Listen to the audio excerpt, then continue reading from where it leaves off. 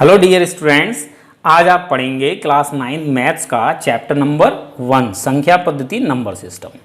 आज हम इस चैप्टर के अंतर्गत एक्सरसाइज 1.1 यानी प्रश्नावली 1.1 को सॉल्व करेंगे। लेकिन प्रश्नावली को सॉल्व करने से पहले हमें थोड़ा सा बेसिक समझना होगा, थोड़ी संख्याओं की जानकारी लेनी होगी, थोड़ा संख्याओं के बारे में पढ़ना होगा ताकि हम आने वाले सवालों को बहुत ही आसानी से सॉल्व कर पाएँ।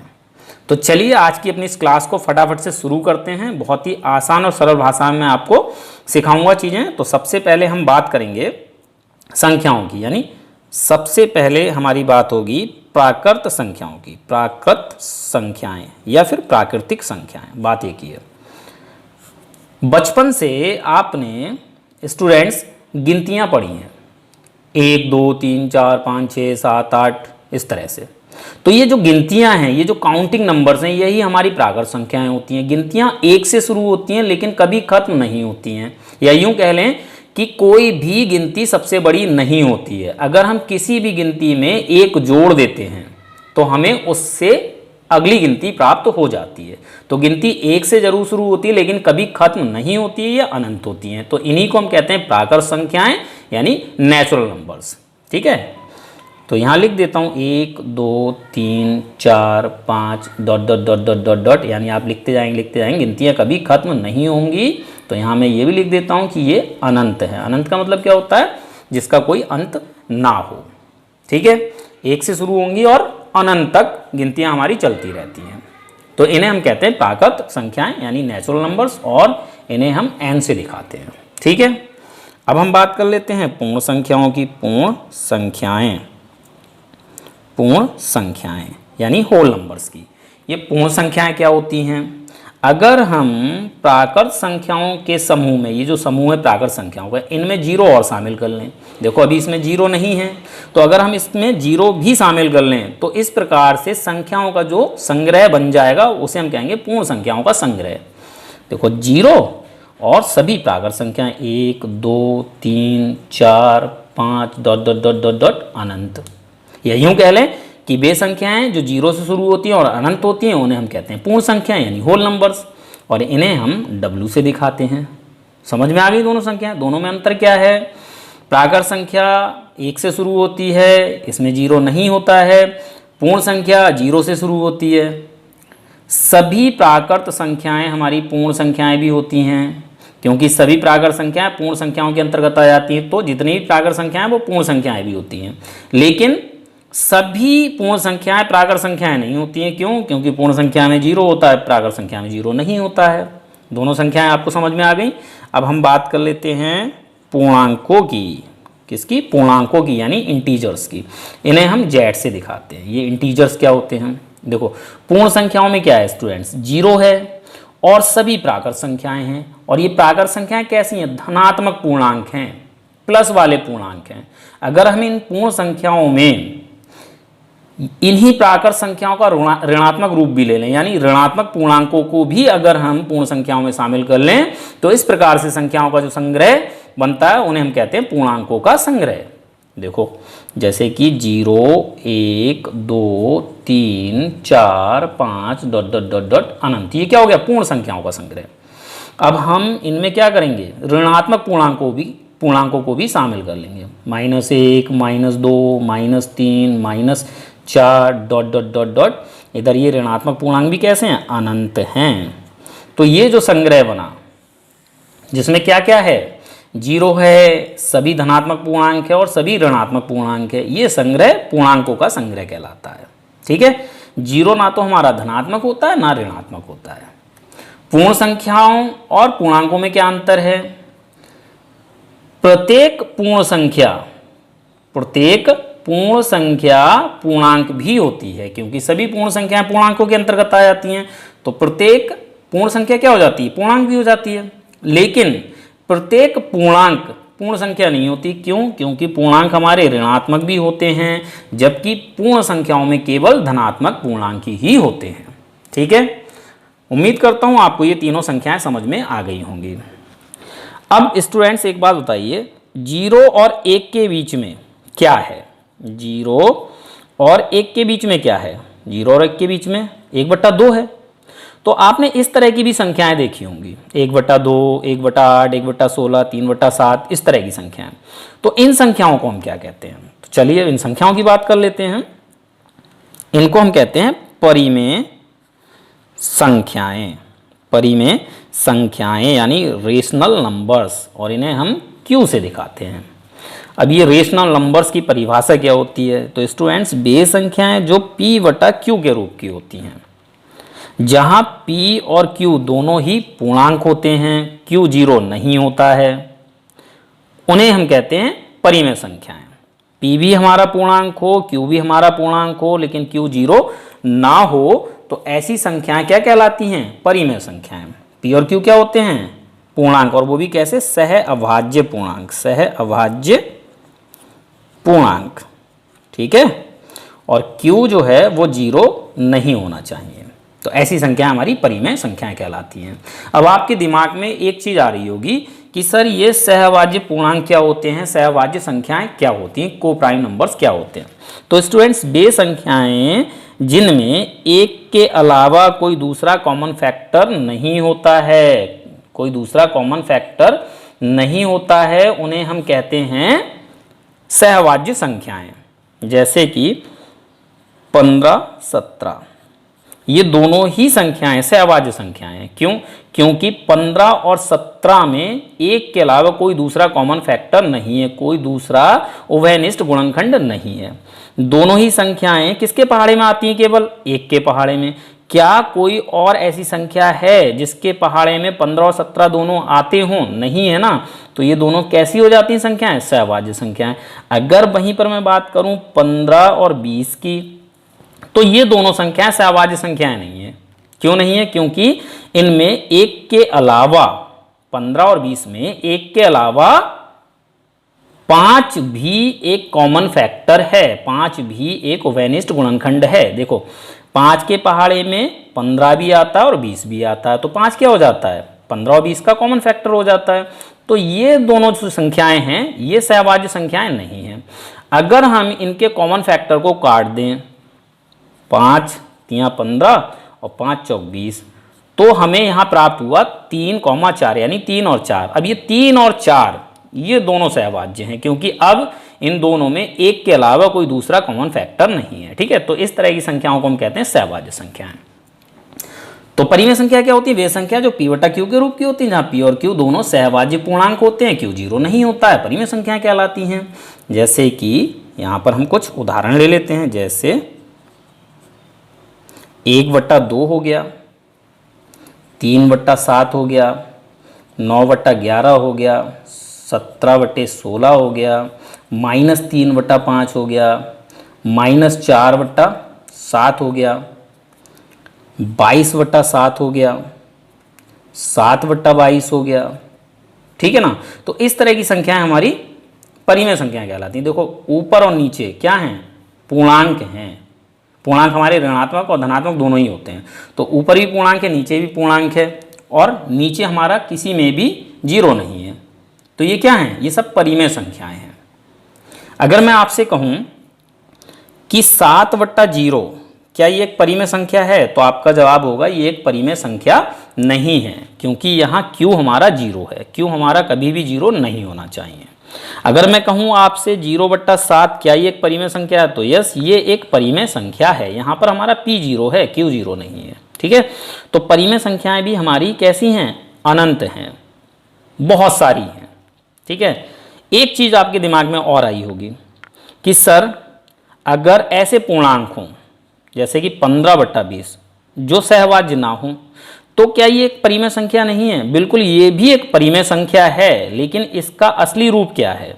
अगर हम इनके कॉमन फैक्टर को काट दें, 5 तिया 15 और 5 चौक 20, तो असल में 15/20 क्या 3/4 ही तो है ना।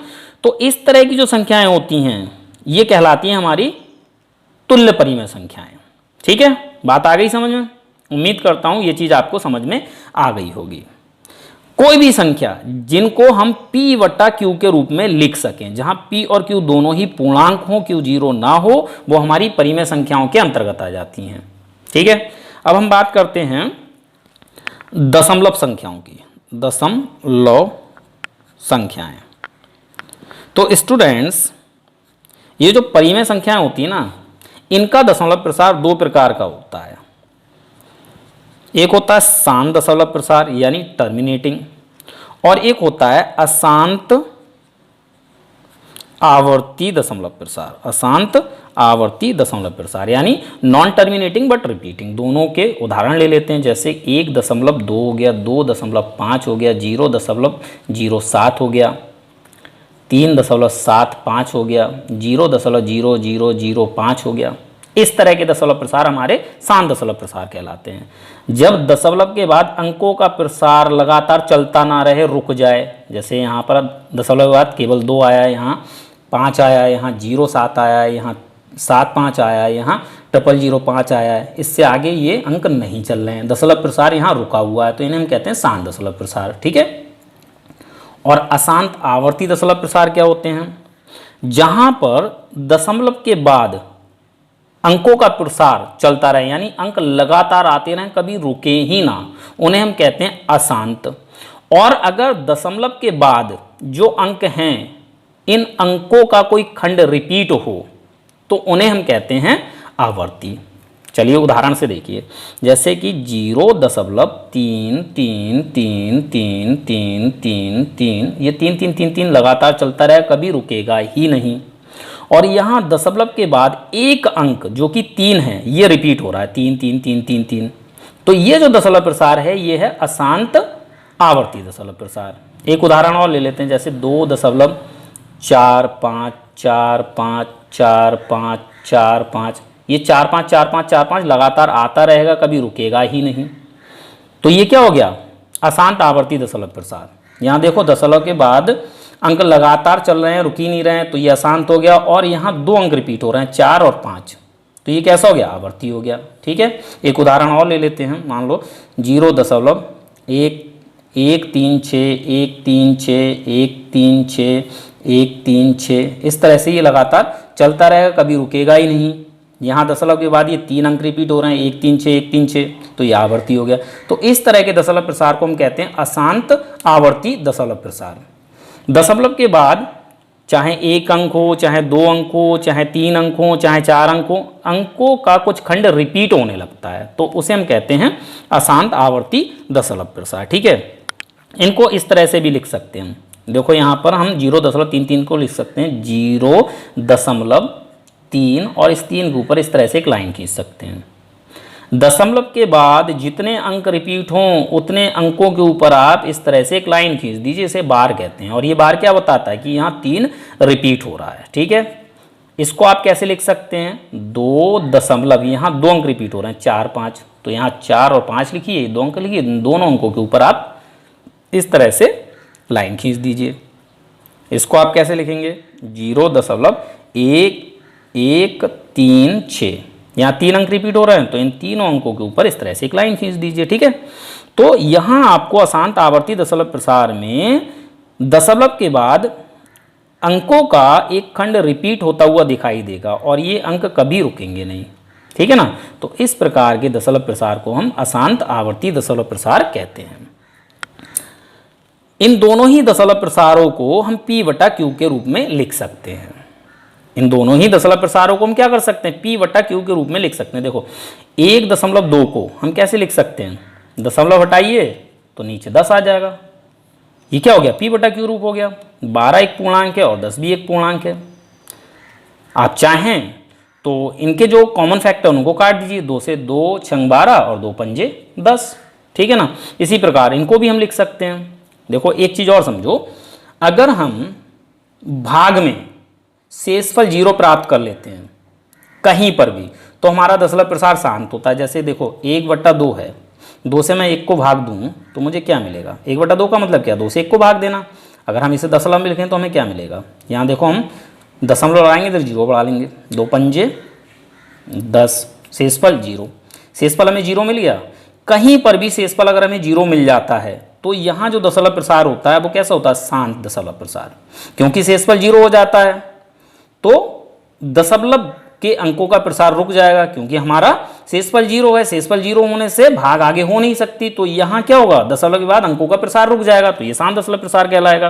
ठीक है, एक उदाहरण और ले लेते हैं और अच्छे समझ में आ जाएगा। जैसे 3/4 है, 4 से मैं 3 को भाग दूं तो यहाँ मैं दशमलव लगाऊंगा, इधर 0 बढ़ा लूँगा। 4 सत्ते 28, शेषफल 2, 0 लगा सकता हूँ क्योंकि दशमलव लगा मेरा यहाँ। 4 पंजे 20, शेषफल 0 हो गया। शेषफल 0 हो गया तो इसका मतलब आगे भाग होगी नहीं, भाग नहीं होगी, तो यहाँ दशमलव के बाद अंकों का प्रसार भी रुक जाएगा। ठीक है, किसी भी चरण में अगर हमें शेषफल 0 प्राप्त हो जाता है तो दशमलव प्रसार कैसा होता है, शांत होता है। अब देखो 0.75 को मैं P/Q के रूप में कैसे लिखूंगा, 3/4 लिखूंगा या नहीं लिखूंगा। तो ऐसे दशमलव प्रसार को हम P/Q के रूप में लिख सकते हैं। अगर आपको किसी भी चरण में शेषफल 0 प्राप्त ना हो तो ऐसा दशमलव प्रसार कैसा होगा, अशांत। और अगर शेषफल रिपीट होने लगता है तो आवर्ती होता है। देखो जैसे कि यहाँ 1/3 है, अगर मैं इसको दशमलव में लिखूँ तो मुझे क्या मिलेगा, 3 से मैं 1 को भाग दूंगा, यहाँ मैं दशमलव लगाऊंगा, इधर 0 बढ़ा लूँगा। 3 तियाँ 9, शेषफल 1, फिर 0 बढ़ाऊंगा, फिर 3 तियाँ 9, शेषफल 1। तो यहाँ आपको शेषफल कभी भी 0 प्राप्त नहीं होगा, बल्कि क्या होगा, शेषफल रिपीट होने लगेगा। जब शेषफल 0 प्राप्त नहीं होगा और शेषफल रिपीट होगा तो इधर अंकों का जो प्रसार है वो भी नहीं रुकेगा, मतलब अंक भी लगातार आते रहेंगे, क्योंकि शेषफल रिपीट होगा तो अंक भी यहाँ रिपीट होने लगते हैं। ठीक है, तो इस प्रकार के दशमलव प्रसार को अगर मैं P/Q के रूप में लिखना चाहूँ तो मुझे क्या मिलेगा, 1/3 मिलेगा। तो मैं दोनों ही प्रकार के दशमलव प्रसारों को P/Q के रूप में लिख सकता हूँ। तो अगर मैं शांत दशमलव प्रसार और अशांत आवर्ती दशमलव प्रसार को P/Q के रूप में लिख सकता हूं तो ये किसके अंतर्गत आ जाते हैं, परिमेय संख्याओं के अंतर्गत आ जाते हैं। कोई भी संख्या जिनको हम P/Q के रूप में लिख सकते हैं वो परिमेय संख्याओं के अंतर्गत आते हैं। तो शांत दशमलव प्रसार और अशांत आवर्ती दशमलव प्रसार दोनों ही परिमेय संख्याओं के अंतर्गत आते हैं। अगर हम पूर्णांकों की बात करें तो पूर्णांकों को भी हम P/Q के रूप में लिख सकते हैं। देखो -4 के नीचे कुछ नहीं है तो मैं यहाँ 1 लगा सकता हूँ। अब ये क्या हो गया, P/Q रूप हो गया। अगर मैं 1 से -4 को भाग दूं तो उत्तर मुझे -4 ही मिलेगा। तो मैंने -4 को कैसे लिख दिया, -4/1। -4 एक पूर्णांक है और बटे में भी एक पूर्णांक है और 1 हमारा 0 नहीं है ना। तो ये क्या हो गया, P/Q रूप हो गया, यानी ये भी परिमेय संख्याओं के अंतर्गत आ गई। तो जितने भी पूर्णांक हैं हम सबके बटे में 1 लगा सकते हैं। जब 1 लगा सकते हैं तो वो सब किसके अंतर्गत आ जाते हैं, परिमेय संख्याओं के अंतर्गत आ जाते हैं। और पूर्णांकों में आप जानते हैं क्या क्या होता है, प्राकृत संख्याएं होती हैं, पूर्ण संख्याएं होती हैं। चाहे आपकी प्राकृत संख्याएं हो, चाहे पूर्ण संख्याएं हो, चाहे पूर्णांक हो, चाहे शांत दशमलव प्रसार संख्याएं हो, चाहे अशांत आवर्ती दशमलव प्रसार संख्याएं हो, सभी परिमेय संख्याओं के अंतर्गत आ जाती हैं। और ये तो हमारी परिमेय संख्याएं हैं ही जो P/Q के रूप की हैं। ठीक है, तो ये जितनी भी आपने संख्याएं देखी ये क्या थी, सब परिमेय संख्याएं थी। ये परिमेय संख्याओं का साम्राज्य है। आई होप कि आपको परिमेय संख्या अच्छे से समझ में आ गई होंगी। तो चलिए अब हम अपरिमेय संख्याओं की बात करते हैं। अपरिमेय संख्याएं यानी इरेशनल नंबर्स। अब ये इरेशनल नंबर्स क्या होते हैं, वे नंबर जो P/Q के रूप के नहीं होते हैं, जहां P और Q दोनों ही क्या होते हैं, पूर्णांक होते हैं और Q 0 नहीं होता है। तो ऐसी संख्याओं को हम क्या कहते हैं, अपरिमेय संख्याएं, इरेशनल नंबर्स। जैसे आपको किस रूप में देखने को मिलेंगी, तो एक अच्छा सा मैं उदाहरण दे देता हूं। अगर कोई भी धनात्मक पूर्णांक किसी संख्या का पूर्ण वर्ग नहीं है, क्या नहीं है, पूर्ण वर्ग नहीं है, कोई भी धनात्मक पूर्णांक अगर किसी भी संख्या का पूर्ण वर्ग नहीं है, अगर आप ऐसी संख्या का वर्गमूल निकालते हैं तो ये वर्गमूल हमेशा क्या होता है, अपरिमेय संख्या होता है। यह आसान सी भाषा में कहूँ, अगर कोई भी धनात्मक पूर्णांक जो कि पूर्ण वर्ग नहीं है किसी भी संख्या का, वो रूट के अंदर लिखा हुआ है तो वो एक अपरिमेय संख्या होती है। जैसे कि 2 किसी भी संख्या का पूर्ण वर्ग नहीं है, इसको आप रूट में लिख लीजिए तो ये क्या हो जाएगा, एक अपरिमेय संख्या।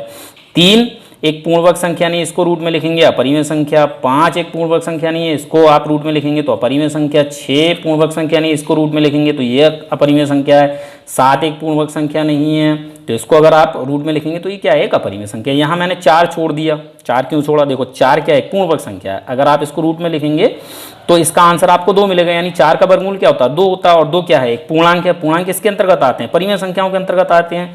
तो √4 क्या हो जाता है, एक परिमेय संख्या हो जाती है। अगर कोई संख्या पूर्ण वर्ग संख्या वो अगर रूट में लिखी है तो वो परिमेय होगी, लेकिन अगर कोई संख्या पूर्ण वर्ग संख्या नहीं है, वो रूट में लिखी है तो क्या होती है, अपरिमेय संख्या होती है। देखो 16 को अगर रूट में लिख दें तो ये क्या है, एक परिमेय संख्या, क्योंकि 16 का वर्गमूल होता है 4, यानी 16 जो है पूर्ण वर्ग संख्या है, तो ये क्या हो जाएगी, एक परिमेय संख्या। 25 रूट में है तो ये भी क्या है, एक परिमेय संख्या, क्योंकि 25 का वर्गमूल 5 होता है। ठीक है, लेकिन अगर मैं कहूँ 23 रूट में लिखा है तो क्या ये एक परिमेय संख्या है? नहीं, ये एक परिमेय संख्या नहीं है। क्यों? क्योंकि ये जो 23 है ना, ये 23 कैसी संख्या है? एक पूर्ण वर्ग संख्या नहीं है। ये जो 23 है ये क्या है? एक पूर्ण वर्ग संख्या नहीं है। अगर लिखी है, स्क्वायर रूट में लिखी है, तो वो क्या होती है? एक अपरिमेय संख्या होती है। ठीक है, उम्मीद करता हूं आपको ये बात अच्छी तरह समझ में आ गई होगी। ऐसी संख्याओं का दशमलव प्रसार अशांत अनावर्ती होता है। ऐसी संख्याओं का दशमलव प्रसार कैसा होता है? अशांत अनावर्ती होता है। अगर आपको कहीं पर भी अशांत अनावर्ती दशमलव प्रसार संख्या देखने को मिलती है तो वो अपरिमेय संख्याओं के अंतर्गत आती हैं। अब ये संख्या होंगी किस प्रकार की? तो यहाँ पर ये इस टाइप की होंगी, 0.1 0 1 00 1 000 1 40 1 50। इस तरह से ये लगातार चलती रही, कभी रुकेगी नहीं। जब संख्याएं कभी नहीं रुकती, दशमलव के बाद के अंक जब कभी नहीं रुकते हैं तो उन्हें हम अशांत कहते हैं। और जब दशमलव के बाद कुछ के कुछ अंक आते रहें, अंकों का कोई भी खंड रिपीट ना हो, तो वो अनावर्ती होता है, यानी नॉन टर्मिनेटिंग नॉन रिपीटिंग। देखो यहाँ पर दशमलव के बाद अंक लगातार चलते जा रहे हैं, रुक ही नहीं रहे हैं, तो ये अशांत हो गया। और दशमलव के बाद के अंकों का कोई भी खंड रिपीट नहीं हो रहा है। देखो पहले यहाँ पर 1 1 0, फिर 1 00, फिर 1 000, एक फिर 4 0 1 50, तो अंकों का कोई भी खंड रिपीट नहीं हो रहा है। तो इस प्रकार के दशमलव प्रसार को हम क्या कहते हैं? अशांत अनावर्ती दशमलव प्रसार।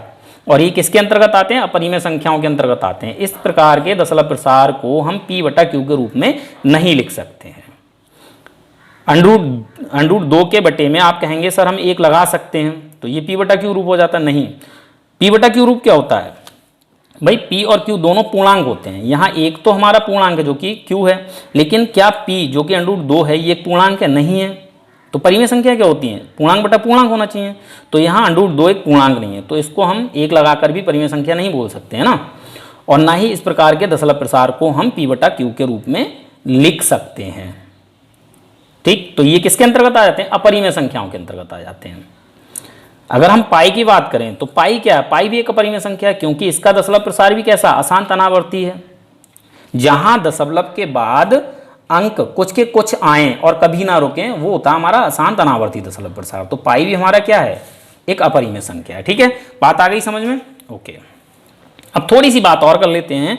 अगर हम एक परिमेय संख्या और एक अपरिमेय संख्या का योगफल करते हैं, 2 क्या है? एक परिमेय संख्या, और √2 क्या है? एक अपरिमेय संख्या। अगर हम एक परिमेय संख्या और एक अपरिमेय संख्या का योगफल करते हैं तो योगफल हमेशा क्या होता है? एक अपरिमेय संख्या होता है। तो 2 + √2 ये क्या है? एक अपरिमेय संख्या। अगर हम एक परिमेय संख्या और एक अपरिमेय संख्या का अंतर करें यानी घटाएं, तो अंतरफल भी क्या होता है? एक अपरिमेय संख्या होता है। तो ये भी क्या है? एक अपरिमेय संख्या है। अगर हम एक अशून्य परिमेय संख्या यानी शून्य ना हो, एक अशून्य परिमेय संख्या और एक अपरिमेय संख्या की गुणा करें तो गुणनफल भी क्या होता है? एक अपरिमेय संख्या होता है। और अगर हम एक अपरिमेय संख्या और एक परिमेय संख्या और एक अपरिमेय संख्या का भाग करें तो भागफल भी क्या होता है? एक अपरिमेय संख्या ही होती है। ठीक है, और अपरिमेय संख्या भी कैसी हैं? असीमित हैं, अनंत हैं। ओके, अब हम लास्ट बात कर लेते हैं वास्तविक संख्याओं की। वास्तविक संख्याएं,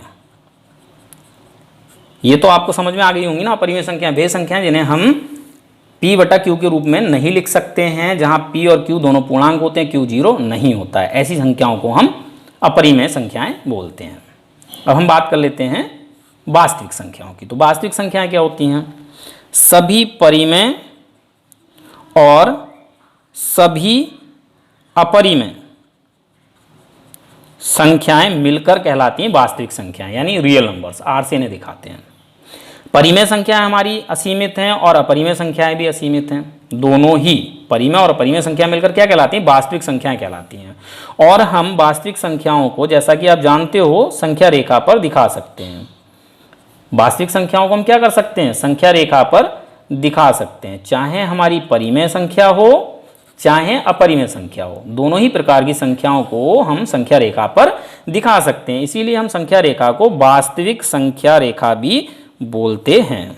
वास्तविक संख्या रेखा भी बोलते हैं। ठीक है, तो ये आपकी संख्याओं की जानकारी हो गई। अब हम सवालों को करेंगे, सवाल आसानी से सॉल्व कर पाएंगे। तो चलिए एक्सरसाइज को सॉल्व करते हैं।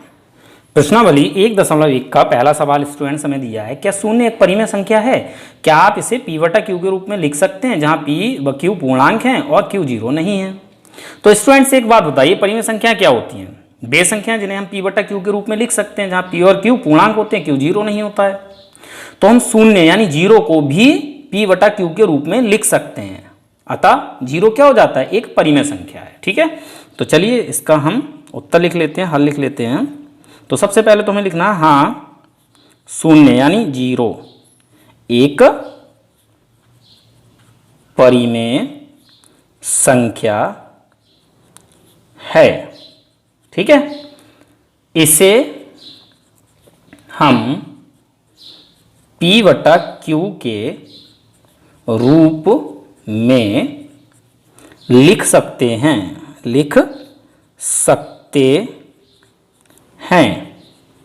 जहां p व q पूर्णांक हैं, q जीरो नहीं है। ठीक है, तो देखिए यहां पर p आपका क्या होगा, जीरो होगा, और q आप कोई भी पूर्णांक ले सकते हैं। अगर आप जीरो को किसी से भी भाग देंगे, किसी भी पूर्णांक से भाग देंगे, तो आपको आंसर क्या मिलेगा, जीरो मिलेगा। तो q आप कोई भी पूर्णांक ले सकते हैं, जीरो नहीं लेंगे बस। ठीक है, तो यहाँ पर हम लिख लेते हैं p बराबर हमारा जीरो होगा, और q हम कोई भी पूर्णांक ले सकते हैं, एक ले सकते हैं, दो ले सकते हैं, तीन ले सकते हैं, -5 ले सकते हैं, -7 ले सकते हैं, कुछ भी ले सकते हैं, लेकिन हम q जीरो नहीं लेंगे। ठीक है, तो p बटा क्यू रूप क्या हो जाएगा जीरो का, p हमारा होगा जीरो और q हम ले लेंगे एक, तो ये p बटा क्यू रूप हो गया। या p हमारा होगा जीरो और हम q ले लेंगे दो, तो ये भी p बटा क्यू रूप हो गया। या p हम ले लेंगे जीरो और q हम ले लेंगे -5, तो ये भी p बटा क्यू रूप हो गया। p हम जीरो ले लेंगे और q हम -7 ले लेते हैं, तो ये भी हमारा क्या है, p बटा क्यू रूप है। देखो अगर मैं 1 से 2 से या -5 से या -7 से जीरो को भाग देता हूँ, तो मुझे आंसर क्या मिलेगा, जीरो ही मिलेगा। तो जीरो को हमने कैसे लिख दिया, p बटा क्यू के रूप में। 1 2 -5 -7 ये सब क्या है, पूर्णांक है। तो यहाँ क्या हो गया, ये p बटा क्यू रूप हो गया या नहीं हो गया। ठीक है, तो ये हो गया हमारा उत्तर। ठीक है, चलिए अब स्टूडेंट्स इस एक्सरसाइज में कुल 4 सवाल हैं, तो 3 सवाल इसमें और बचते हैं। इन 3 सवालों को हम अगले वीडियो लेक्चर में सॉल्व करेंगे। अगर आपको ये लेक्चर समझ में आया हो तो इस लेक्चर को लाइक ज़रूर करें, और मिलते हैं अपने अगले वीडियो लेक्चर में। तब तक के लिए धन्यवाद।